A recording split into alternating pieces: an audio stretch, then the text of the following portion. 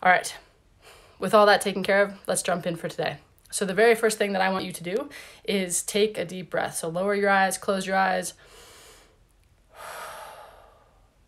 Now, here's my question. How many of you just kept breathing normally and kind of waited for me to keep talking? How many of you maybe actually took a deep breath? And how many of you rolled your eyes or scoffed? Now, listen, and maybe even some of you thought, you know what, if one more person tells me to take a deep breath. Here's the thing. My point of this activity is that you have the skills, you have the resources, you have the strengths already within you to remain ready and resilient during this challenging time. It's about using them. So one of the things that we talk about on day one of our Master Resilience Trainer course is this idea of ordinary magic. And what we mean by that is resilient people aren't special. They didn't get some lucky mix of genes that made them magically resilient. More often than not, what research shows us is that, in fact, resilient people, the most resilient people, have an ordinary set of skills, strengths, things that they pull on, they marshal, they use in the moment that they need them. And in that way, resilience sometimes looks like magic, but when we pull back the curtain with research, what we see is that it's ordinary skills. It's things that people have inside them, and they just find the way to use them in the moment that they need them the most. So, my very first bit for you all today is that you already have it within you to be resilient, not just to survive this, but to thrive through it. So look inside first. Now, I'll continue today. The second place I want to go is that maybe there's a specific area that you could tune into. And the place I want to encourage you to start looking from the get-go is the first two competencies from our resilience curriculum, which are self-awareness and self-regulation. And in particular today, I want you to pay attention to tune into your emotions. Why emotions? Because in tight living quarters, which a lot of us are going to be up against here soon, right? Think your house with your spouse and your kids for an extended period of time. You with me? Okay. Research tells us that it is nearly impossible to not be affected by the emotions of those around us. And so we want to build resilience through connection, and our emotional state can make or break that. So even if you're a single soldier in the barracks by yourself, listen, these emotion awareness skills and regulation skills can help you too. By being aware of your own emotions, learning to regulate them will help you to stay grounded, even in the absence of others. So here's a few key points that I want to hit. First and foremost, big myth. Emotional regulation does not mean not feeling. It doesn't even mean exerting tight control over what we're feeling. And it doesn't mean banishing negative emotions. In fact, it's the opposite of that.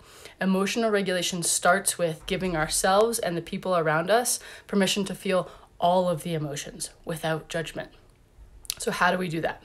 First, start by seeing emotions as information. They're just a news report about what's happening inside of us, right? It's a reflection of our internal reaction to internal and external events that we're experiencing. Our body puts all that together, sends it up to the mind, it analyzes it, and what we do is we call that a feeling. Second, I want you to work on labeling our emotions, okay? There's great neuroscience out there that confirms that if you can name it, you can tame it. And when you realize you or someone around you is experiencing an emotion, maybe a particularly strong emotion, we want you to work on labeling that. Give it a name and be as specific as you can. Is it anger, frustration, irritation, rage? Those are all in the same family of emotion, but they're different. We talk about that a lot in our resilience course. Get as specific as you can with labeling your emotions. Third, I want you to express your emotions. Doesn't mean flying off the handle. It doesn't mean necessarily breaking down, but there are strategies. Talk or write. Research shows us that if we talk to other people, it can help us to shift how we feel, and it builds connection. Maybe if talking isn't your thing, write. Research shows that writing about emotionally significant issues can help boost your immune function. Something we could probably all use right now. Number 4, practice grace. And what I mean by that is what worked for you yesterday might not work for you today. What works for you to regulate your emotions and yourself in these challenging times might not work for your kid or your spouse. And so let's stop worrying so much and stop focusing so much and trying to change how other people feel about this, and simply show up. Be there for people. Hey, can I give you a hug? I'm here anytime you want to talk, whether that's on FaceTime via the phone for someone who's alone. All right, so recapping where we're at. First, you have it in you. You already have the skills, you have the strengths, and what I want you to do is to look inside first. What is it within you that you can pull on in this moment to stay resilient? To not just survive through this, but really to thrive and find joy in a new experience as much as we can.